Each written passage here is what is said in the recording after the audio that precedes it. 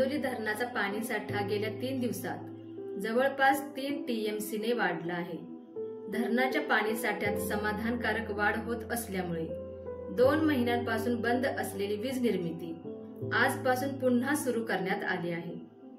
चांदोली येथे धरणाच्या पाण्यावर जलविद्युत प्रकल्प कार्यान्वित आहे। मात्र धरणातील पाणीसाठा खालावल्यामुळे येथील वीज निर्मिती गेल्या 2 महिन्यांपासून बंद होती।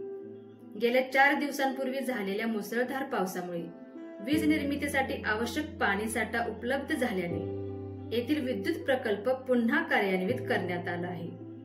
येथे 8 मेगावॅट क्षमतेची 2 जनित्र आहेत, त्यापैकी 1 जनित्र सुरू करण्यात आले आहे।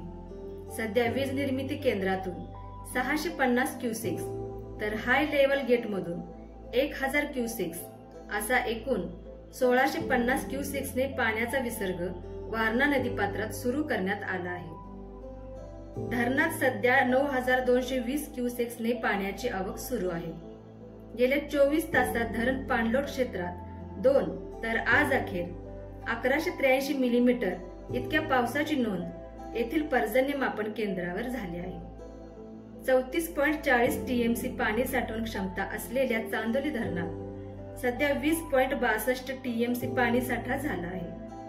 धरण सध्या 59.92% भरले असून धरणाची पाणी पातळी 611.10 मीटरवर पोहोचली आहे।